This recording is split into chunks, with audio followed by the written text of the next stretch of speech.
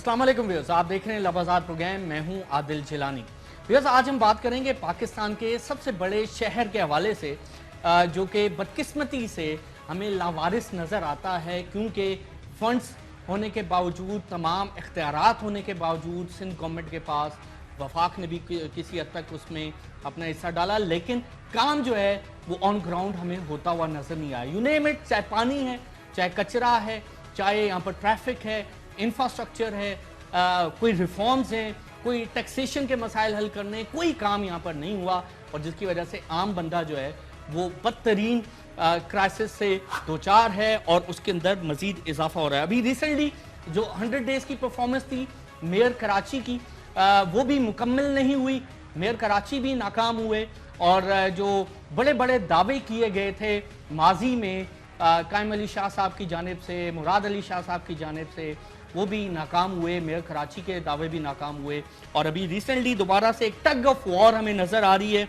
MQM पर इल्ज़ाम लगाया गया सईद गनी साहब की जानिब से कि उन्होंने नाले, पार्क और ग्राउंड बेचे हैं, और यहाँ पर काम नहीं किया। इवन उन्होंने ये भी कहा कि जो कचरा उठाने का काम था, जो यहाँ पर डेवलपमेंट का काम था, वो भी यहाँ पर MQM नहीं कर पाई। घोष मुलाजमीन जो है वो भर्ती किए गए। उसके रिस्पॉन्स में फैसल सब्जवारी ने कहा कि MQM ने नालों पर कब्जा नहीं किया, ये काम बनता था पीपल्स पार्टी का। तो पॉइंट ये है कि इल्ज़ाम तराशियां हो रही हैं, आम बंदा मायूस हो चुका है कि शायद कराची जो है वो किसी भी हुकूमत की तरजीहात में शामिल ही नहीं है। सो इस पर हम बात करेंगे कि आखिर मसला क्या है।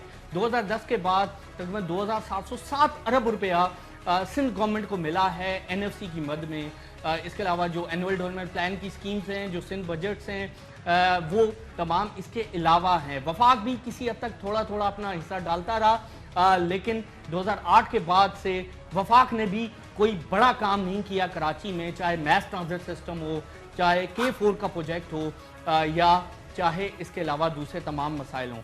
तो इश्यूज अपनी जगह मौजूद हैं, मसाइल का अंबार है, ये हल कैसे होगा, इस पर एक इंटेलेक्चुअल डिबेट करने की हम कोशिश करेंगे। मौजूद पैनलिस्ट हमारे साथ मौजूद हैं।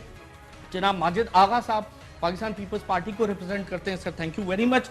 और इसके अलावा मेरे साथ मौजूद है मियाँ जाहिद हुसैन साहब, आप ताजिर हैं, सनतकार हैं, और बिजनेस कम्युनिटी के जो इंटरेस्ट हैं वो मुख्तलिफ प्लेटफॉर्म पर उसकी रिप्रेजेंटेशन करते हैं। सर बहुत शुक्रिया, thank you very much. Majid Agha साहब, पहला बुनियादी सवाल सर, 2010 के बाद से 2707 अरब रुपया मिला। इस वक्त व्यूअर्स आप स्क्रीन पर देख सकते हैं कि 2009-10 में 199 अरब रुपए का NFC अवार्ड मिला। बहुत अच्छा काम किया था जरदारी साहब ने। सिंध हुकूमत को 2011-12 में 313 अरब रुपया मिला, 2012-13 में 373 अरब रुपया, 2013-14 में 380 अरब रुपया, 2014-15 में 413 अरब रुपया, 2015-16 में 482 अरब रुपया पिछले साल, और इस 9 माह में अब तक ठीक ठाक पैसा मिल चुका है। 2016-17 के लिए जो बजटेड जो अमाउंट था वो 547 अरब रुपया। तो सर सादा सा सवाल, आपने कंकरेंट लिस्ट ख़त्म की, अच्छा काम किया, आपने NFC अवार्ड किया, बहुत अच्छा काम किया, फंड्स आपको मिल गए, इख्तियारात आपको मिल गए। जब बल्दियाती इंतखाबात नहीं हुए थे तब तो 100% आपकी जिम्मेदारी थी। जब बल्दियाती इंतखाबात हो गए तो इनको फंड्स नहीं दिए बल्दियाती नुमाइंदों को। सर कराची आपकी तरजीहात में नहीं? शुक्रिया आदिल। सबसे पहले आपने बात की कराची की लोकल गवर्नमेंट सिस्टम की और वफाकी हुकूमत की। तो इस वक्त पीपल्स पार्टी जो है वो वफाकी हुकूमत और MQM के बीच में एक सैंडविच बनी हुई है। दोनों के जो तोपों के रुख हैं वो पाकिस्तान पीपल्स पार्टी की तरफ है, लेकिन अगर ग्राउंड पे देखा जाए तो कराची की डेवलपमेंट के लिए, कराची के इंफ्रास्ट्रक्चर के लिए, चाहे बजटिंग हो या उसकी इम्प्लीमेंटेशन हो, जितना काम पीपल्स पार्टी ने किया है या इस वक्त सैयद मुराद अली शाह साहब कर रहे हैं वो किसी ने नहीं किया। आपने बात की NFC अवार्ड की। NFC अवार्ड सिर्फ एक शहर का नहीं था, ये पीपल्स पार्टी का कॉन्सेप्ट था कि पहले नेशनल फाइनेंस कमीशन अवार्ड हो, फिर उसके बाद जब वो ट्रैक पे आ जाए तो हम provincial finance commission award announce करेंगे। लेकिन बदकिस्मती से मियाँ साहब NFC अवार्ड के ऊपर सांप की तरह बैठ रहे हैं। दूसरी आपने बात की कि कराची में कुछ नहीं हो रहा, ऐसा नहीं है। आपने देखा कि सैयद मुराद अली शाह ने अपने खुसूसी इनिशिएटिव लेके K4 का मंसूबा शुरू किया। मियाँ साहब आए इधर, सर मुशर्रफ साहब ने शुरू किया था K4 नहीं, का मंसूबा, और अगर आप अनाउंस कह रहे हैं अनाउंस तो हुआ 7 साल हो गए। अनाउंस हुआ था। सर, point ये है, FWO को कॉन्टेक्ट सैयद मुराद अली शाह साहब ने दिया। दूसरी बात की आपने कि जी ट्रांसपोर्ट सिस्टम मियाँ साहब आए इस्लामाबाद से, यहाँ फीता के काट के चले गए, पैसे भी अनाउंस हो गए। आज मेरे ख्याल में 2 साल होने वाले हैं। 1 रुपया जो अब्दुल सत्तार ईडी लाइन जिसको ऑरेंज लाइन कहते हैं, 1 रुपया फेडरल गवर्नमेंट ने अभी तक इशू नहीं किया। किसका? K4 का? नहीं, ये जो मास ट्रांजिट प्रोजेक्ट है, वफाकी हुकूमत नवाज शरीफ साहब आए थे, इफ्तिताह करके सर गए। आप एनक्रोचमेंट आपने खत्म नहीं कराई ना, MKM ने अपने दौर में खत्म कराई, उस पे मुशर्रफ एरा, और ना उसके बाद खत्म हुई। तो मेन मसला एनक्रोचमेंट है। encroachment जापान क्या- कहता रहा सर कि हम 250 मिलियन दे रहे हैं आपको, आप एनक्रोचमेंट खत्म कराएं। वो हाथ पांव जोड़ते रहे लेकिन किसी ने एनक्रोचमेंट खत्म नहीं कराई। अब चाइना के पास मियां साहब जा रहे हैं, अल्लाह करे कि ये चल पाए, लेकिन मुझे नहीं personally नहीं लगता कि यहाँ पे encroachment का इंशाल्लाह मसला अभी हल हो इलेक्शन भी आने वाले हैं, 2018 में इलेक्शन भी होंगे, और आप देखेंगे इंशाल्लाह पाकिस्तान समेत सिंध में पीपल्स पार्टी की गवर्नमेंट आएगी, और हम आपको कराची सर्कुलर रेलवे भी बना के दिखाएंगे। सर वो तो 2018 में देखेंगे ना। आज बताएं, आज सर कराची में ना पानी का मसला हल हो रहा है, ना कचरा है, ना कोई खास ऐसी डेवलपमेंट हो रही है। नहीं, डेवलपमेंट की बात ना करें, देखें इस वक्त कराची में 28 मेगा प्रोजेक्ट्स चल रहे हैं। 10 बिलियन की खुसूसी ग्रांट दी है सिंध गवर्नमेंट ने कराची पैकेज के लिए। सिंध के किसी और शहर को स्पेशल ग्रांट नहीं मिली जितनी कराची को मिली। तो कराची में सर पैसा अगर हम असूली तौर पर बात करें तो कराची के अंदर जो पैसा है वो किसको खर्च करना चाहिए? जी देखिए, इस वक्त 3 गवर्नमेंट्स होती हैं, there are 3 tiers of government, federal government, Sindh government and local government. हर किसी का अपना एक कॉन्स्टिट्यूशनल रोल है, वो उनको अदा करना चाहिए। जब ये कलेक्टिवली करेंगे तो इंशाल्लाह कराची आप तो देखेंगे सर यही तो मसला आ रहा है ना, जो कराची के जो इलेक्टेड नुमाइंदगान हैं, आप पीएफसी की बात कर रहे थे कि आप पीएफसी करना चाह रहे थे, अच्छी इंटेंशन थी, तो सर अब तो लोकल गवर्नमेंट इलेक्शन हो गए, बलदियाती नुमाइंदे भी इलेक्ट होकर आ गए, हाँ, तो उन्हें काम कर देना। 3rd ईयर जो गवर्नमेंट है तो वो उसको काम करने, उनको किसी ने रोका नहीं है।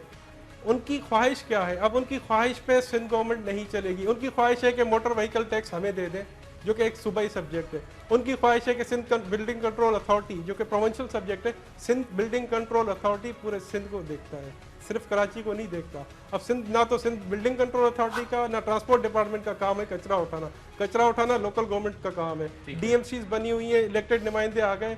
मुराद अली शाह साहब ने ऐसा तो नहीं किया कि ट्रैक्टर ट्रॉलियां और उनका स्टाफ उठा के सीएम हाउस में बिठा दिया। वो अभी तक रिसोर्सेज उनके पास है। उनके पास केएमसी के पास तनख्वाहों के पैसे नहीं थे।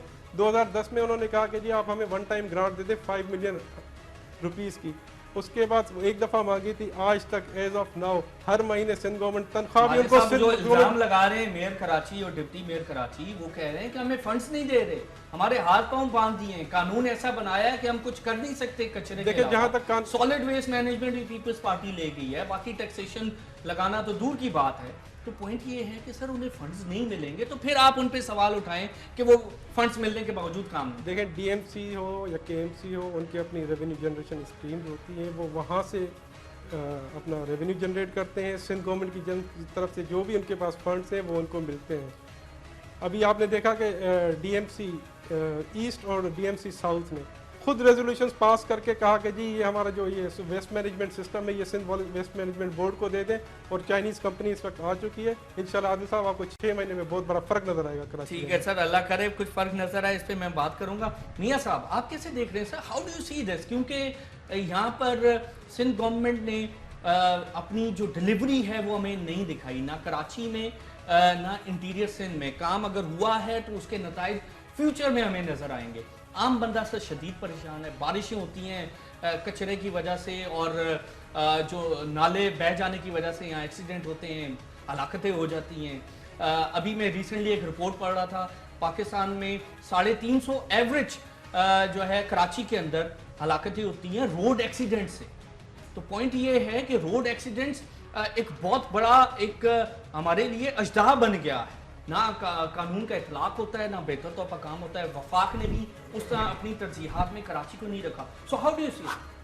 बड़ी सिंपल सी बात है कि कराची पाकिस्तान का हब है और मुआशी हब कहलाता है कराची, और कराची तकरीबन 65% 70% बाद लोग कहते हैं कि पाकिस्तान का रेवेन्यू जनरेट करता है। अब पॉइंट ये है कि ये सारा काम अगर कराची करता है, और कराची खुशकिस्मती से सिंध में है, सिंध गवर्नमेंट की खुशकिस्मती है कि कराची सिंध में है। और इस वजह से जो सिंध का ओवरऑल कम्प्लेक्शन है in term of revenue generation, in term of literacy, in term of delivery, तो वो कम्प्लेक्शन बेहतर हो जाता है। लेकिन अगर आप कराची को ज़रा सेपरेट करके देखें तो फिर ओवरऑल सिंध का अगर आप कम्प्लेक्शन देखें कि जो सिंध में डिलीवरी क्या है ओवरऑल, तो बड़ी ब्लीक पिक्चर नज़र आती है। अब कराची में अगर हम देखते हैं कि कराची सिंध गवर्नमेंट का एक तरह से माथे का झूमर है, और सिंध जो है या कराची जो है वो पाकिस्तान के माथे का भी झूमर है। अब बात यह है कि कराची को हमें किस तरह शोकेस करना चाहिए। तो कराची को अगर वर्ल्ड मार्केट में आपने शोकेस करना हो, पूरी दुनिया में अगर आपने शोकेस करना हो, क्योंकि देखें आपकी इकॉनमी कैसे स्ट्रॉन्ग होगी, आपके पास सी पोर्ट है ये यहाँ पे, तो अगर आपने इसको, अगर मेट्रोपोलिस है, अगर आपने इसको शोकेस करना है पूरी दुनिया में, ठीक है, तो आपका टूरिज़्म अट्रैक्ट होगा, आपका फॉरेन बायर यहाँ पे आएगा, आपको यहाँ पे रोज़गार मिलेगा, आपकी एक्सपोर्ट्स बढ़ेंगी, फिर आपका यहाँ पे लोकल टैक्सेशन आपको जनरेट होगी। यानी अगर आपको NFC अवार्ड से तकरीबन 400-450 अरब रुपया हर साल आ रहा है, तो तकरीबन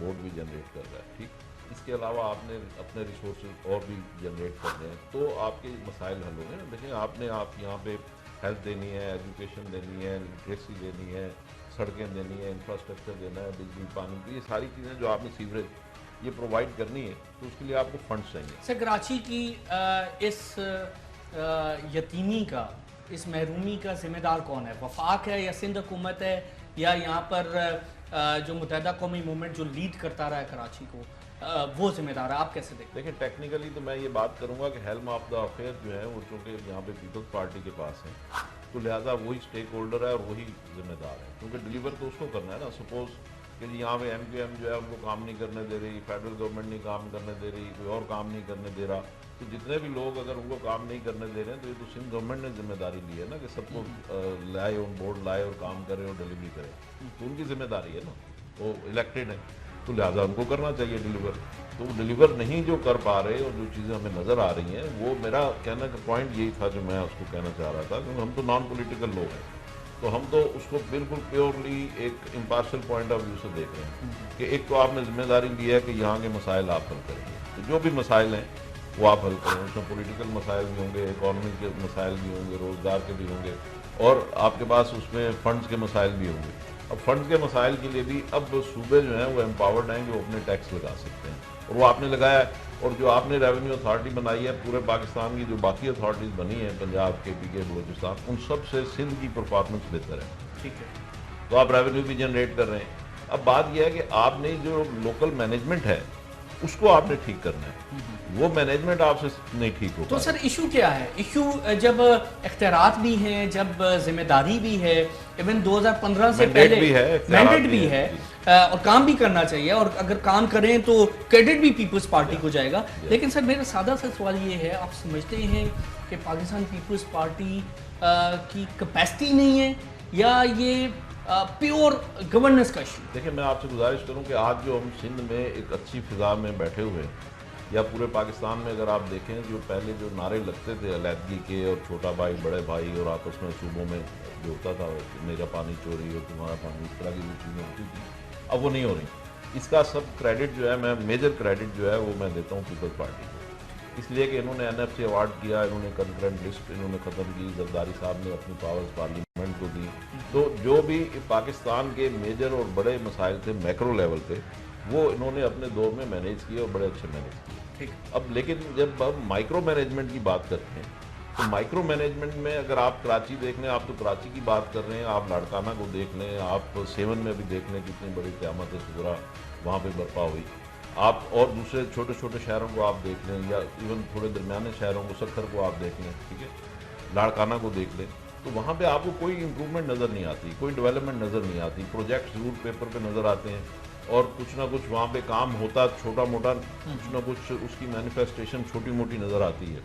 लेकिन वो भी अगर आप देखते हैं कि पंजाब में जितने मेगा प्रोजेक्ट्स हैं उनके ऊपर जिस तरह 24 घंटे काम हो रहा होता है और एक्टिविटी नज़र आ रही होती है, उस तरीके से यहाँ आपको एक लालटेन लटकी हुई नजर आएगी और दो बंदे हैट पहन के खड़े हुए नजर आएंगे। सर लेकिन माजरत के साथ पंजाब में भी 24 घंटे का काम शायद लाहौर में नजर आता है, साउथ पंजाब और दूसरे तमाम इलाकों में लेकिन नजर आप नहीं देखें वहाँ पे जितनी भी डेवलपमेंट हो रही है वहाँ हम ये देखते हैं कि कोई पुल 4 महीने में बना, कोई 6 महीने में बना, और वहाँ पे आपने पुलिस को देखा, आपने डिजिटाइजेशन वहाँ पे उन्होंने तो किया। पुल और सड़कें बनाई तो हैं। वहाँ पे वो लोग काम जो कर रहे हैं जिस शोबे में भी कर रहे हैं, जैसे क्योंकि हमारा सब्जेक्ट यहाँ आज कराची का है, तो मैं फोकस इसी पे करना चाहता हूँ। तो कराची में जिस तरीके से आप सिंध गवर्नमेंट कराची को शोकेस कर सकती है पूरी दुनिया में, और यहाँ पे पूरी दुनिया के फंड्स लाए जा सकते हैं, ठीक है, और पूरी दुनिया को एक आप इसको सेल आउट कर सकते हैं, मार्केटिंग कर सकते हैं, और उससे आप अपने अवाम को, पूरे सिंध के अवाम को बेहतरीन फैसिलिटीज दे सकते हैं। Absolutely, सर, देखिए, एक ये मिनट, और आप point- एक और चीज, जी जी, और आपको जो सिंध की मादनियात हैं, यहाँ पे ऑयल निकल रहा है, यहाँ पे गैस निकल रही है, ठीक है। अब आपके पास जो आखिरी जो शायद 20वीं तरमीम हुई थी, उसके तहत अब आपको मादनियात के ऊपर भी आपका फुल कंट्रोल सूबे का है, तो वहाँ से भी आपको पैसे आ रहे हैं, और सिंध को बेइंतहा पैसा आ रहा है। लेकिन बात यह है कि वो पैसा आ रहा है तो यूटिलाइज कहाँ हो रहा है, बिल्कुल सही। और उससे लोगों को क्यों सहूलतें नहीं मिल पा रही। दुरुस्त बात है। तो माजिद साहब, अब मुझे बताएं कि अभी मैं आज देख रहा था शारा फैसल पे कि बैरिया टाउन के अमले ने काम शुरू कर दिया। तो इसका मतलब है कि यहाँ पर अगर डेवलपमेंट करनी है, यहाँ पर सड़कें बनानी है, यहाँ पर हाउसिंग सोसाइटीज़ बनानी है, तो मलिक रियाज साहब बनाएंगे।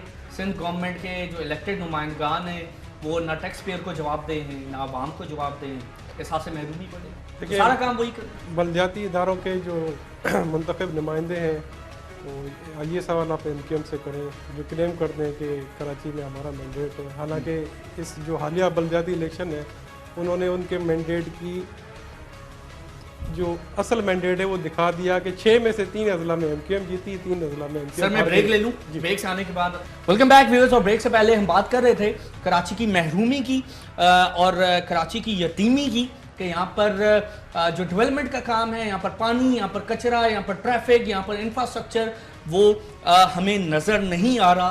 और पाकिस्तान का जो फाइनेंशियल हब है, जो दुनिया का दूसरा बड़ा शहर है, और शायद अगले 3 वर्षों में वो शंघाई को भी पीछे छोड़ दे। यहाँ पर पानी नहीं है, और यहाँ पर जो बुनियादी सहूलियात होनी चाहिए वो नहीं है। सो फाइनेंशियल हब को जो शोकेस करने की जो अपॉर्चुनिटी है वो हर साल हम लूज करते जा रहे हैं। इस पर भी हम बात करेंगे। माजिद साहब, ये जो ब्रेक से पहले हम डिस्कस कर रहे थे, इसका मतलब सारा काम अब मलिक रियाज साहब ने, मलिक रियाज साहब नहीं करेंगे। ये कचरा जो है बलदियाती आपसे लेके हैं। नहीं, अप्रूवल की जरूरत नहीं है। अगर कोई वॉलंटियरली काम कर रहा है तो उसको हम अप्रिशिएट करते हैं। बाकी दूसरी बात करने की KMC की, जब मुस्तफ़ा कमाल साहब मेयर थे, टोटल मुलाजमीन इनके 15,000 थे। मुस्तफ़ा कमाल साहब के दौर में MQM के टारगेट किलर, MQM के भत्ताखोर चुन के KMC, KDA और वाटर बोर्ड में भर्ती किए, जो आज जाके 60,000 पे पहुंचे हैं। 60,000 है? 60,000, 15,000 से 60,000। और जब बाद में घोष मुलाजमीन है, बिल्कुल घोष मुलाजमीन है, सिंध गवर्नमेंट ने निकालना शुरू किया था। बाद में पता चला कि इंटरपोल ने जिनके वारंट निकाले, हमाद सिद्दीकी जो दुबई में बैठे हैं, वो भी KMC के मुलाजिम है। जो आपके सहाफ़ी थे वली बाबा, जिनको शहीद किया गया, उनके जो कातिल थे उनमें से भी एक पता नहीं लंबा करके कुछ नाम था, वो भी KMC का मुलाजिम है। अजमल पहाड़ी KDA का मुलाजिम है। जिस टारगेट किलर काड़ा, लंबा, मोटा, पतला हाथ उठाए, अब KMC का घोस्ट एम्प्लॉई। तो ये कचरा साफ करने में भी थोड़ा टाइम लगेगा। मुत्तहिदा कौमी मूवमेंट का भी मैं पॉइंट ऑफ लूँगा। रेहान हाशमी साहब का हमसे रब्ता नहीं हो रहा। लेकिन सर मुझे बताएं, ये जो 60,000 जो घोस्ट मुलाजमीन है जो आप कह रहे हैं, जो भर्तियाँ की, उस पर उसके हवाले से आप पर भी इल्ज़ाम लगता है, लेकिन मुझे बताएं कि 60,000 मुलाजमीन पर निकाले क्यों नहीं गए? सिंध हुकूमत अगर समझती है कि ये घोस्ट मुलाजमीन है और बगैर काम किए ये टैक्स पेयर की तनख्वाह पर अयाशी कर रहे हैं, तो निकाले सर, उन्हें निकाले। सिंध गवर्नमेंट ने ये प्रोसेस शुरू किया है। कितने निकाले? काफ़ी निकाले, मेरे पास अभी फिगर्स नहीं है। आपको याद होगा जब शर्जील मेमन साहब बलदियात के वजीर थे, उन्होंने ये शुरू किया था। फिर शर्जील मेमन साहब के खिलाफ इन्होंने प्रोटेस्ट भी शुरू किए थे, और आपने देखा एक तूफान बदतमीजी खड़ा हुआ था। लेकिन ओवरऑल पीपल्स पार्टी की तो खुद उन पर करप्शन के इल्जाम, देखिए जब साबित होंगे तो जी मैं गुजारिश करना चाहता हूँ। देखिए बात यह है कि पॉलिटिकल बहुत सारी चीज़ें होंगी और बहुत सारे मसाइल होंगे और कंट्रोवर्सी भी होंगी। आप जाए ना ग्राउंड रियलिटी पे, आप देखें कि मैं जो मैनेजमेंट की बात कर रहा हूँ, आज जो पूरी कराची में कचरे के ढेर हैं, एक तरफ वो कचरे के ढेरों को आग लगाई जा रही है और उनसे ताफून और पूरी धुआं पूरे शहर में या पूरे इलाके में फैल रहा है। दूसरी तरफ एनवायरनमेंट का डिपार्टमेंट जो है वो इंडस्ट्रीज़ को नोटिस दे रहा है कि जी आपके यहाँ से ये धुआं निकल रहा है या पानी निकल रहा है, इंडस्ट्रियाँ बंद करा रहा है। ठीक, एक तरफ वो हो रहा है, दूसरी तरफ आप ही का नाक के नीचे सॉलिड वेस्ट को जला के और उससे धुआं पैदा किया जा रहा है। तीसरी तरफ सीवरेज का पानी सड़कों पे घूम रहा है, उसको कोई ठीक करने वाला नहीं है। भी उसको आपने करना क्या है, उसको सीवरेज चौक हुआ है उसको खोलना है आपने, ठीक। छोटे मोटे जो काम है वो भी नहीं हो पा रहे। उसकी वजह से अगर आप आज इंडस्ट्रियल एरियाज में देखें तो सड़कें जो है वो खंडर बन चुकी हैं, जो 1-1 अरब रुपए की। आज भी अगर आप सड़क नहीं बना देंगे और उसका सीवरेज का पानी का मसला आप हल नहीं करेंगे तो पूरी सड़क दोबारा डूब जाएगी। अच्छा, इसी तरीके से फिर एहसनाबाद की मिसाल हमारे सामने है, जिस तरीके से वहाँ पे प्लॉटों के ऊपर कब्जे हुए। अब नॉर्थ कराची जो इंडस्ट्रियल एरिया है, सरजानी टाउन वाला, वहाँ पे जो पूरा इंडस्ट्रियल एरिया है, अब उसकी प्लॉटिंग करके और उसको अपना छोटे छोटे 80 गज के प्लॉट बना के रेजिडेंशियल उसको बेचा जा रहा है, जो कि बिल्कुल इलीगल है। तो अब बात यह है कि ये जो चीज़ें हैं माइक्रो मैनेजमेंट की, अगर आप ये ठीक नहीं करेंगे, मैक्रो मैनेजमेंट आपने बहुत अच्छी की अपने दौर में, माइक्रो मैनेजमेंट को अगर आप ठीक नहीं करेंगे तो उससे लोगों की जिंदगी। तो सर अभी ये जो 60,000 घोष मुलाजमीन की बात जो माजिद साहब ने की, आप समझते हैं कि अगर ये घोष मुलाजमीन है तो 60,000 के 60,000 मुलाजमीन को निकालना किसकी जिम्मेदारी? देखें, आज सुप्रीम कोर्ट ने गालबन 20-22 हज़ार जो गैर कानूनी मुलाजमीन थे उनको निकाला है, ठीक है। Sindh public service commission, Sindh public service commission sir वो उम्मीदवार थे जो अपेयर हुए थे। सिमिलरली अगर आप समझते हैं कि 60,000 मुलाजमीन गलत और गैर कानूनी भर्ती किए गए हैं तो उसका कोई लॉ तो होगा ना, तो आप सुप्रीम कोर्ट की जुरिस्डिक्शन को इन्वोक करें, अपनी जुरिस्डिक्शन को इन्वोक करें। तो ये पीपल्स पार्टी कर सकती है। या और ये चीज़ें जो है ये फिर अगेन मैं कह रहा हूँ बड़ी बातें, जो छोटी बातें ग्राउंड पे हैं, छोटे छोटे जब आप काम करेंगे तो लोगों को रिलीफ मिलना। सर आप इसे एग्री नहीं करते? नहीं जी, मियाँ साहब ने जो कहा कि सुप्रीम कोर्ट ने कोई 22,000 मुलाजमीन निकाले हैं, ऐसा कोई नहीं। ये एक तो नंबर भी गलत है। कोई 150 या 200 है जो पिछले PCS का एग्जाम हुआ था 2012-13 में कानून, उसके ऊपर एक पिटिशनर था, उसका कोई क्लेम था कि 500-600 शायद कामयाब हुए थे उम्मीदवार। जी बिल्कुल बिल्कुल। 27,000 में 22,000 नहीं है, 27 में से जी। तो दूसरी चीज़ ये जुडिशल एक्टिविज्म का हम हमेशा शिकार रहे। पाकिस्तान पीपल्स पार्टी शहीद जुल्फ़िकार अली भुट्टो की शहादत हो या मोहतरमा बेनज़ीर भुट्टो की हुकूमत डिज़ोल्व की गई, तो इस तरफ नहीं जाते हैं, हम वापस आते हैं अपना कराची के मसाइल के हल की तरफ। तो जिस तरह मियाँ साहब ने कहा कि जी मैक्रो लेवल पे पीपल्स पार्टी ने बहुत काम किया है, इंशाल्लाह अब आपको पीपल्स पार्टी माइक्रो लेवल पे भी काम करता हुआ नजर आता है। तो सर कब काम करेगी? शुरू हो चुका है, नजर आ रहा है। 7 बरस सर अब मैं आपको एक मिसाल देता हूं। कराची में जब भी बारिश होती थी हम देखते थे कि महीनों महीनों पानी खड़ा होता था। हालिया बारिशें हुई, हमने देखा कि 2 दिन तक पानी नहीं। सर अभी भी मैं बिल्कुल इत्तेफाक नहीं करता, मैंने खुद विजिट किया था। जाम खान शोरो साहब दिन रात एक करके काम कर रहे थे, एक दिन भी पानी खड़ा नहीं रहा। मैं गुजारिश करूंगा, देखें हम तो आपके साथी हैं, दोस्त हैं, कि अभी ये सीवरेज, बारिश तो दूर की बात है, सीवरेज का पानी सड़कों पे खड़ा है। जो बरसाती नाले बनाए गए थे वो चाइना कटिंग देखे ना, अब यही तो पीपल्स पार्टी का सब कर रहे हैं काम कर रहे हैं। क्या कर रहे हैं? गुज्जर नाले को अगर साफ करना है, साफ के पीपल्स पार्टी ने किया, MQM ने तो उसके ऊपर चाइना कटिंग करके और लैंड माफिया और सर आप ऐसे करें, आप उनको फंड्स दें और उन्हें कहें कि ये आपके पास डेडलाइन है, आप काम नहीं करेंगे तो हम आपके खिलाफ जो है वो फिर एक्शन लेंगे। पॉइंट ये है इंशाल्लाह ये नाले भी आपको साफ नजर आएंगे। सर कब नजर आएंगे? अभी 10 महीने बाद next election. Anti encroachment drive चल रही है और बहुत जल्द देखिए मैं गुजारिश करूं, देखें नालों में जो मैंने खुद देखा अपनी आंखों से, और मैंने उसकी तस्वीरें लेके CM साहब को व्हाट्सएप भी की है, ठीक है। और हुआ मसला क्या है, अब नाले में जो उसका स्लैब है वो टूट के अंदर गिर गया, ठीक, और जगह जगह जहाँ भी उसके स्लैब से खोलने के लिए, सफाई के लिए, वो उसके अंदर गिर गए। सब बच्चे गिर गए, उन्होंने वो स्लैब गिरने से वो नाले चौक हो गए। अब काम क्या है कि स्लैब की जगह दूसरी स्लैब डाल देनी है, पुरानी स्लैब जो टूट के गिर गई उसको निकाल के सफाई। अब ये छोटे छोटे काम भी अगर नहीं करेंगे तो फिर प्रॉब्लम तो क्रिएट होगा ना, वो पानी सड़कों पे आएगा, फिर सड़क टूटेगी। सर अभी आपने बड़ी अहम तरफ इशारा किया था कि जो मैक्रो लेवल के काम हैं वो पीपल्स पार्टी ने किए, कवानीन बनाए, NFC हो गया और दूसरी तमाम चीजें होगी। रजा रब्बानी साहब ने जो आइन में तमाम जो अमेंडमेंट थी, जो मुशर्रफ दौर में हुई, जो ज़िया दौर में हुई, उनको दोबारा जो है वो कुछ को ख़त्म किया और कुछ को आइन का हिस्सा बनाया। बड़े अच्छे काम किए। लेकिन सर ये अगर माइक्रो लेवल पर ये काम नहीं हो रहे और मैक्रो लेवल पर मुश्किल काम हो रहे हैं तो इससे क्या मतलब हम अखज़ करें? देखिए इसका मतलब है कि जो माइक्रो लेवल के जो आसान काम है, जैसे आपने कहा कि ये नाला चौक हो रहा है, यहाँ पर स्लैब डालनी है, पानी रस रहा है तो उसको ठीक करना है, या अगर कहीं पानी नहीं है वहाँ स्कीम अच्छी लॉन्च करके उनको पानी देना है, स्कूल बंद है और वहाँ पर देखिए मैं बताऊं वहाँ पर सर अभी मैंने देखा रिसेंटली कराची के मज़ाफ़ाती इलाके में वहाँ पर बायोमेट्रिक सिस्टम लॉन्च की, अच्छा काम किया आपने। घोष मुलाजमीन किसी हद तक निकाले, लेकिन उस बायोमेट्रिक सिस्टम से वहाँ 2 टीचर थे, एक स्कूल था प्राइमरी स्कूल, कोई 25-26 बच्चे थे, वहाँ पर वो टीचर चला गया। अब देखें, टीचर चला गया, नया पॉइंट नहीं हुआ। तो पॉइंट ये छोटे छोटे काम अब बिल्कुल टीवी पे दिखा रहे थे बेनजीर हॉस्पिटल गालबन नवाबशाह में ये किसी जगह पे बनाया और बेहतरीन स्टेट ऑफ द आर्ट उसकी बिल्डिंग नजर आ रही है, मगर उसके अंदर मशीनरी वो ट्रॉमा सेंटर जो है वो जो है खड़ा हुआ है।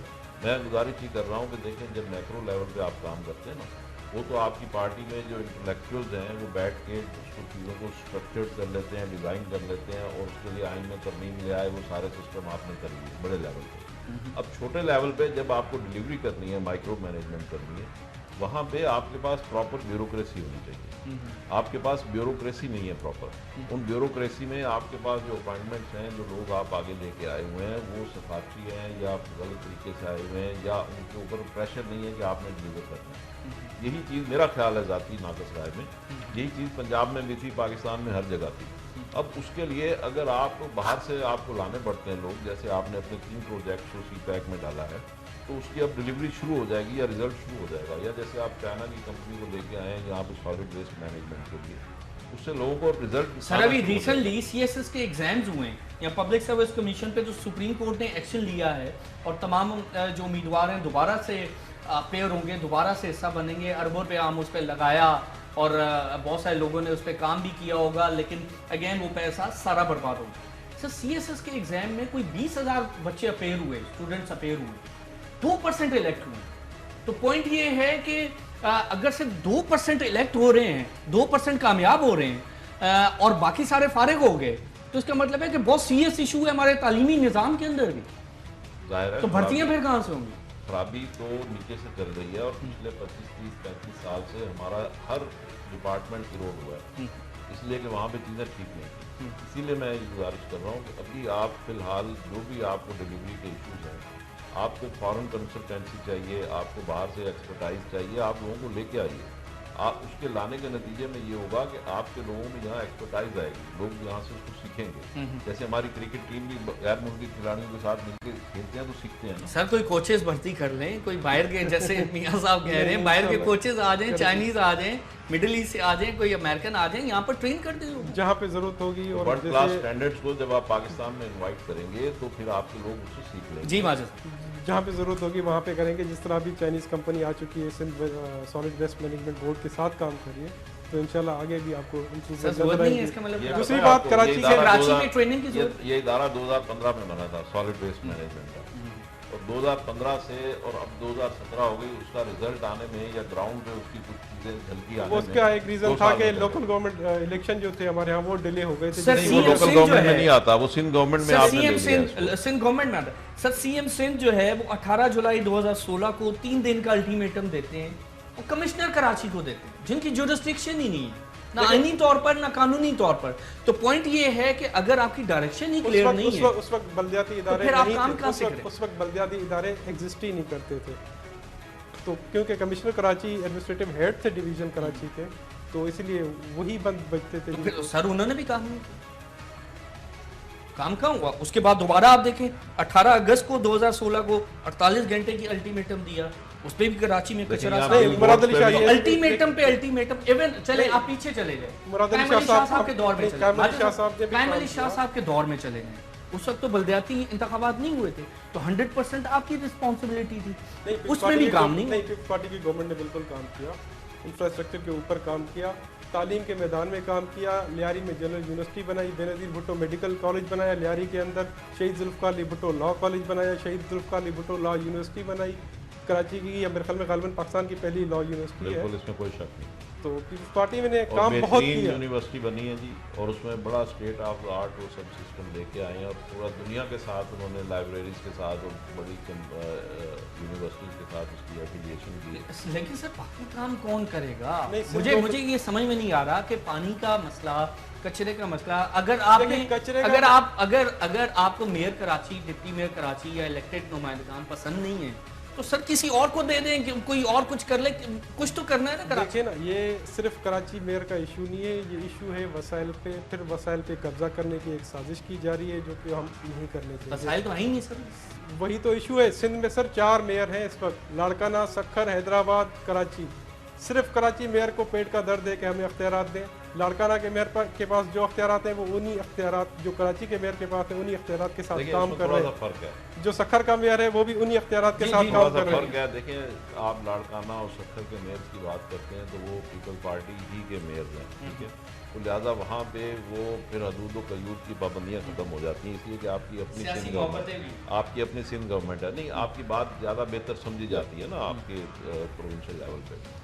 अब ये चूँकि दूसरी पार्टी के हैं मेयर जो है वसीम अख्तर साहब, तो बात यह है कि वो ठीक है दूसरी पार्टी के होंगे, अवाम तो आपके अपने हैं। नहीं बिल्कुल तो अपने आप हैं। अवाम के लिए तो कुछ करें, अवाम को इसी एहसास से महरूमी को जो मियां अच्छा, साहब उसमें जिसकी वसीम निशानदेही साहब कर रहे हैं। सुनिए, वसीम अख्तर साहब हो सकता है गलत बात कर रहे हो, ठीक है, हो सकता है कि जी ठीक है उनकी पॉलिटिकल एफिलिएशन दूसरी जमात से है, हो सकता है वो आपके पॉइंट ऑफ व्यू से गलत बात कर रहे हो, लेकिन आप पब्लिक को तो फैसिलिटेट करें, आज यहाँ की इंडस्ट्री को तो फैसिलिटेट। दोस्त बात है, अवाम उनकी अपनी है तो अवाम नहीं अवाम के साथ तो सर ये तमाम चीज़ें नहीं होनी चाहिए। मैं ब्रेक ले लूँ और ब्रेक से आने के बाद मज़ीद इसका एक और एस्पेक्ट डिस्कस करेंगे, and that is economy and revenue. कि रेवेन्यू अगर जनरेट हो रहा है और कराची की इकॉनमी चल नहीं रही, यहाँ पर नया रोज़गार भी पैदा नहीं हो रहा, इवन पंजाब, लाहौर और दूसरे इलाकों में स्टेट बैंक के डिपार्टमेंट भी शिफ्ट हो रहे हैं। तो ब्रेक से पहले हम बात कर रहे थे कराची के हवाले से। कराची मुल्क का सबसे बड़ा शहर, लेकिन ह्यूमन डेवलपमेंट इंडेक्स में शायद लोएस्ट लेवल पर है, पर कैपिटा भी इसका गिर रहा है। जो स्टॉक मार्केट के अलावा यहाँ पर कोई अच्छी इकोनॉमिक फ्रंट पर कोई हमें ख़ास खबरें नज़र नहीं आ रही। अमन बहाल हुआ, अमन बहाल होने से सिंध गवर्नमेंट का रेवेन्यू भी बढ़ा है। तो कराची में अमन बहाल होने से आपका अगर रेवेन्यू बढ़ रहा है तो आपको ठीक ठाक फायदा हो रहा है सर। तो पॉइंट ये कि अगर कराची से रेवेन्यू लेना अच्छा लगता है तो वहाँ पर डिलीवर भी करें। देखें, एक ये जो टेररिज्म ख़त्म हुआ है, ये जो लॉ एंड ऑर्डर की सिचुएशन इम्प्रूव हुई है, इससे कराची की इकोनॉमिक एक्टिविटी भी इम्प्रूव हुई है। इस वक्त 75% बैंकिंग कैपिटल जो है पूरे पाकिस्तान का कराची में है। कराची स्टॉक एक्सचेंज, जिसको पाकिस्तान स्टॉक एक्सचेंज का नाम दिया गया है, दिन ब दिन ग्रो कर रहा है और हिस्टोरिक हाइट्स पे जा रहा है। इसके अलावा जो आम लोगों का कॉन्फिडेंस है, वर्कर क्लास है, उसके कॉन्फिडेंस में इजाफा हुआ है। तो आहिस्ता आहिस्ता चीज़ें इम्प्रूवमेंट की तरफ जा रही हैं। उसका क्रेडिट तो सर सिंध गवर्नमेंट को तो नहीं जाता ना। आप देखिए सीपैक आ रहा है, ओवरऑल मुल्क के अंदर हालात बेहतर हैं, कुछ इन्वेस्टमेंट क्लाइमेट भी बेहतर हुआ है। देखिए, तो अगर उसका इम्पैक्ट तो स्टॉक मार्केट में आएगा, बैंक्स के, इसके अलावा कॉर्पोरेट सेक्टर के रिजल्ट्स अगर अच्छे जब अमन अमान होगा तो ये सारी एक्टिविटीज कैरी आउट होंगी। That's what I am saying कि अगर रेवेन्यू इंप्रूव हो रहा है, अमन अमान से आपको पैसा मिल रहा है, 60-65 अरब रुपए कमाया, इंप्रूव हो रही है, इकोनॉमिक एक्टिविटी हो रही है, इंशाल्लाह लग रहा है, नजर आ रहा है। जी मियां साहब, आप इसको कैसे देखिए, यहाँ जो करने के काम है, जो पीपल पार्टी यहाँ पे करके और पब्लिक को डिलीवर कर सकती है और उसके नतीजे में वोट ले सकते हैं, तो ये सारा वोट आपको मिलेंगे ना, आप डिलीवर करेंगे तो। मिसाल के तौर पे सेफ सिटी प्रोजेक्ट है, आप यहाँ के लोगों को, ठीक है, एक आपने रेंजर्स आए और रेंजर्स फेडरल गवर्नमेंट की भी थी उसमें इंटेंशन, और बिजनेसमैन भी चाह रहे थे, आर्मी भी चाह रही थी, रेंजर्स आए, रेंजर्स ने यहाँ पे एक्शन लिया थी, लेकिन कब तक?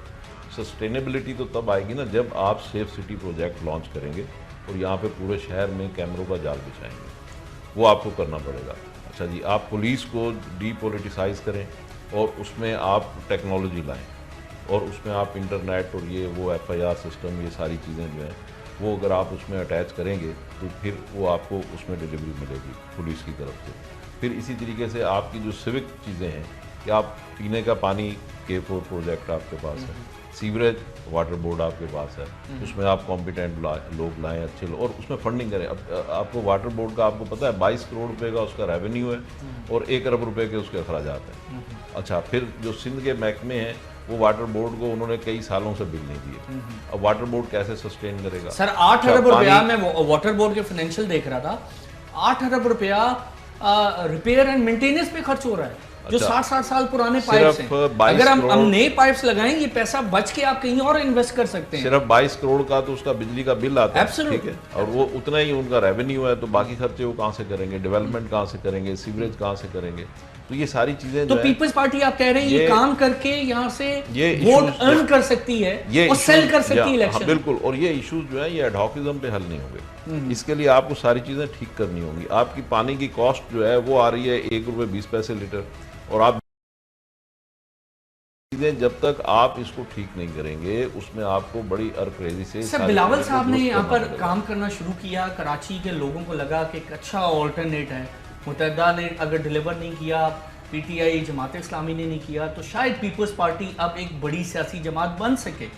तो अब वो जरदारी साहब ने बिलावल को भी काफी हद तक जो है रिस्ट्रिक्ट कर दिया। देखिए मैं तो बताऊं, आप समझते हैं कि ये भी पीपल्स पार्टी ने जरदारी साहब ने सुसाइड किया? मैं गुजारिश करूं, देखें चाहे जुल्फ़िकार अली भुट्टो शहीद हों, फिर मोहतरमा हों, फिर अब बिलावल हों, जरदारी साहब हों, ये सारे लोग जो हैं इनका एक इंटरनेशनल एक्सपोजर है, ठीक है। उस इंटरनेशनल एक्सपोजर का फ़ायदा पब्लिक को क्यों नहीं मिलता? ठीक है, आप ठीक है बड़े काम करें, छोटे काम का फ़ायदा जो है आप अपनी जो फॉरेन आपकी विजन है उसको लेकर आइए ना यहाँ पे लोगों को। आप आज के दौर की जदीद दौर की सहूलियात यहाँ प्रोवाइड कीजिए। आप यहाँ पे अर्बन जो एक्सपर्ट्स होते हैं अर्बन मैनेजमेंट के, उनको लेके आइए, उनको हायर कीजिए, उनको आप कंसल्टेंट बनाइए। आखिर बैरिया टाउन में जो है एक प्राइवेट बॉडी है, वो कैसे आपको वर्ल्ड क्लास फैसिलिटीज़ दे रहे हैं, लाहौर में वर्ल्ड क्लास फैसिलिटीज़ कैसे दे रहे हैं, ठीक है ना। तो यहाँ भी दी जा सकती हैं भाई, फंड आपके पास हैं, फंड ऑलरेडी आप खर्च भी कर रहे हैं, और आप सारी चीज़ें, आपका गैस है, पानी है, कोयला है, आपके पास हर चीज़ आपके पास। तो पीपल्स पार्टी सीरियस नहीं है कराची? नहीं, पीपल्स पार्टी सीरियस, मैं ये नहीं कहूँगा, मैं सीरियस ये नहीं कहूँगा, मैं कह रहा हूँ कि वो सीरियस भी हैं। कहीं ना कहीं कोई स्किल का इशू है, कोई इशू कोई ना कोई ऐसा ज़रूर है, कैपेसिटी का इशू है, कैपेसिटी का इशू होगा, स्किल का, करप्शन का इशू होगा, कोई ना कोई दो चार ऐसी चीज़ें ज़रूर हैं कि जिसको मैं ये समझता हूँ कि ये इनके जो बड़े हैं वो इन चीज़ों को रिजॉल्व करने की कैपेसिटी रखते हैं, ठीक है। लेकिन शायद उनकी मजबूरी है गलत लोगों को साथ लेके चलना, या क्या वजूहात हैं वो बेहतर समझते हैं, लेकिन उनमें कैपेसिटी ज़रूर मौजूद है और पाकिस्तान का एक बहुत बड़ा असासा है। तो पीपल्स पार्टी इसका मतलब है जब तक उस गंद को साफ नहीं करेंगे जिसकी तरफ आपने इशारा किया, कुछ बैगेज है तो, उनके पास, तो वो बैगेज जब तक कैरी करेंगे तब तक यहाँ पर काम नहीं हो सकता। वो बैगेज उनको रिमूव करना पड़ेगा। तो जी सर, बैगेज क्यों नहीं रिमूव कर? जिस बैगेज की बात कर रहे हैं वो पिछली गवर्नमेंट, जो हमारा पिछला टेन्योर था, हमारे इत्तेहादी थे। इस वक्त पीपल्स पार्टी को पूरे सिंध ने वोट दिया है, मेजॉरिटी पार्टी है और सिंगल मेजॉरिटी पार्टी है। अब हम किसी की ब्लैकमेलिंग में नहीं आएंगे, तो कराची के लोग इस चीज़ से मुतमईन रहे। ब्लैकमेलिंग में सर एक तो आपका गुड लक भी है ना कि अंदरूनी सिंध में कोई आपको अपोजिशन भी नहीं मिली, देखिए ना, तो वहां पर भी आपका मैंडेट टेस्ट होने वाला है। देखिए पीपल्स पार्टी ने काम किए हैं, पीपल्स पार्टी ने प्रोजेक्ट्स दिए हैं वहाँ पे, जिसकी वजह से दूसरी पार्टी से लोग छोड़ के पीपल्स सर पार्टी अंदरूनी सिंध में कौन सा बड़ा प्रोजेक्ट? देखिए आप चले जाएं, आपका सखर से लेके कोयटा तक रोड जरदारी साहब ने शुरू किया था, जो कि इस वक्त जैकबाबाद तक कंप्लीट हो गया है, और आगे क्योंकि बलूचिस्तान की गवर्नमेंट के नहीं पास कोई बड़ा प्रोजेक्ट जिसको आप सेल कर सके इलेक्शन में, वो कौन सा प्रोजेक्ट? देखिए इतनी सारी लाड़काना, नवाब शाह, कश्मीर, जैकबाबाद, ये इन इलाकों में मुझे बताए ना सर। रिसेंटली सैयद मुराद अली शाह ने और चेयरमैन बिलावल भुट्टो जरदारी साहब ने 2 ब्रिजेस का, एक टंडो मोहम्मद खान मुलाकात यार और दूसरा ये ठट्टा वाली ब्रिज का इनॉग्रेशन किया है, जो कंप्लीट करके ओपन हो चुकी है ट्रैफिक के लिए। इस वक्त ठट्टा से कराची ड्यूल कैरेज वे बन रहा है, मीरपुर खास हैदराबाद रोड बन चुका है। 70 लाख बच्चा जो 5 से 16 साल के जो बच्चे हैं जिनके लिए रियासत की जिम्मेदारी है, 70 साल बच्चा स्कूल नहीं गया सिंध के अंदर? नहीं, सिंध के अंदर नहीं, ये पूरे पाकिस्तान के स्टेट नहीं पूरे पाकिस्तान के तकरीबन 2.5 करोड़ है, 25 मिलियन बच्चे, 1 करोड़ 10 लाख बच्चा पंजाब में नहीं गया, 70 लाख बच्चा यहाँ पे नहीं गया। तो पॉइंट ये है कि इस एहसास महरूमी को पंजाब भी कहीं ना कहीं शेयर कर रहा है। तो ये तो सर जी आप देखें सर, पारकर में कितने बच्चे जो हैं खुराक की कमी की वजह से फौत हो गए। इसी तरीके से फिर आप देखें कि आप वहाँ पे सेहत के क्या मसाइल हैं, ठीक है, फिर इसी तरह आप देखें वहाँ एजुकेशन के क्या इशूज़ हैं। ये सारी चीज़ें जो हैं ये मैनेजेबल हैं और ये की जा सकती हैं, और आपके पास उसकी सारी capacity, fund, everything is available. तो आप बस पता नहीं थोड़ा सा हिम्मत करने की जरूरत है। नहीं, हिम्मत कर चुकी है सिंध गवर्नमेंट और इंशाल्लाह नताइज नजर आएंगे, और काफ़ी काम हो तो चुका है। ऐसा नहीं कि सब नहीं हो चुका है, काफ़ी काम हो चुका है। इस वक्त मिट्टी का हॉस्पिटल में खुद विजिट करके आया हूँ, state of the art hospital है जिसमें बच्चों के लिए एक अलग वार्ड रखा हुआ है, तो चीज़ें काफ़ी इम्प्रूव हो चुकी हैं।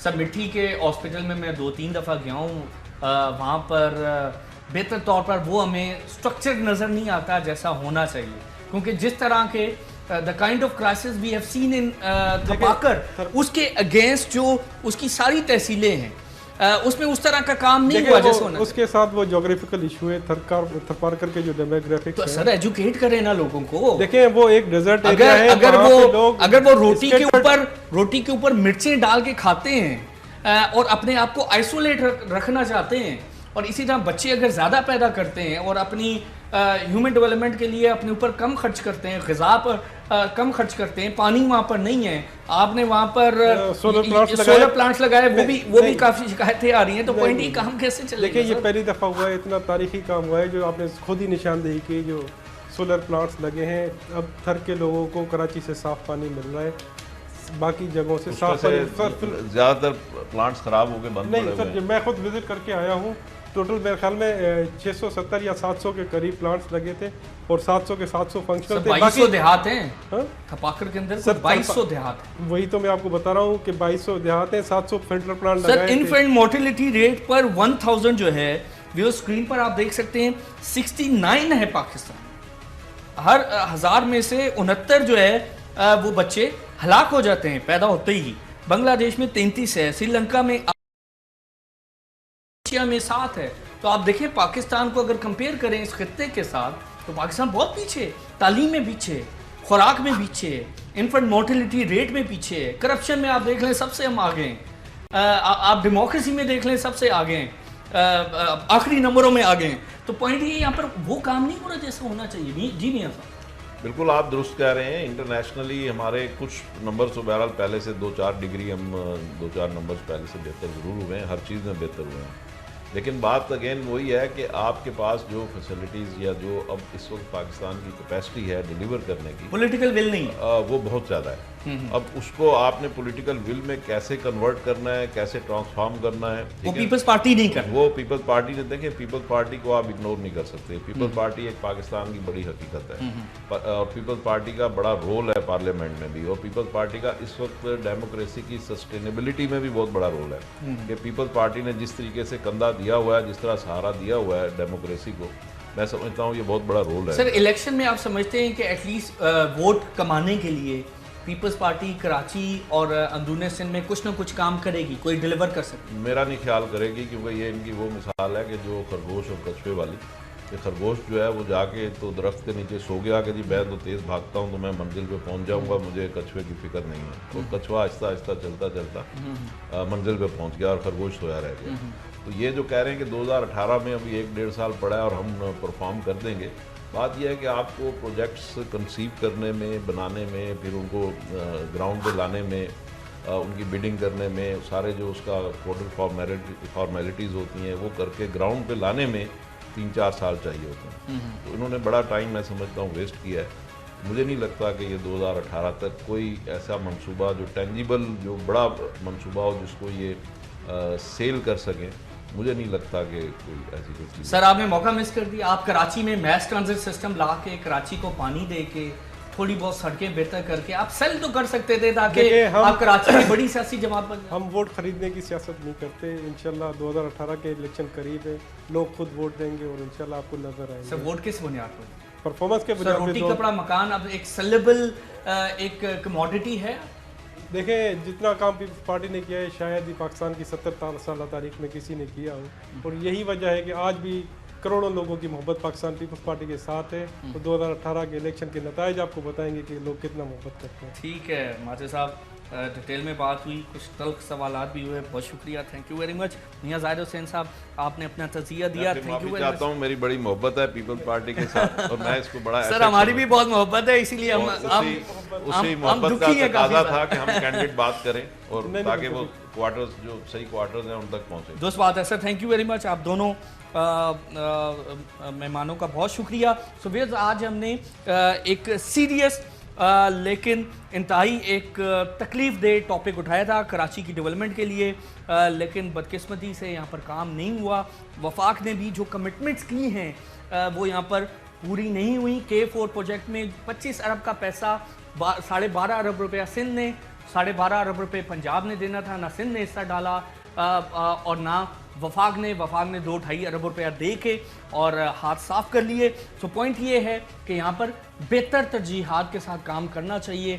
अमन बहाल हुआ उसका क्रेडिट वफाक को जाता है, लेकिन पुलिसिंग रिफॉर्म्स, इसके अलावा वाटर रिफॉर्म्स, यहाँ पर इंफ्रास्ट्रक्चर की रिफॉर्म्स अभी खुदा करके मरदमशुमारी हो रही है। अल्लाह करे कि ये बेहतर तौर पर कंप्लीट हो, उसके बाद बेहतर तौर पर असेसमेंट हो, कोई स्टडीज़ बने और हम अगले 20, 30 या 50 साल की कोई पॉलिसी बना सकें। लेकिन ये हालत रही तो बदकिस्मती से कराची जो है वो शायद थपाकर और चोलिस्तान जैसे इलाकों से भी बहुत पीछे चला जाएगा। हमारी तरफ से यही कुछ। आदिल जिलानी को इजाज़त दीजिए। अल्लाह हाफ़िज़।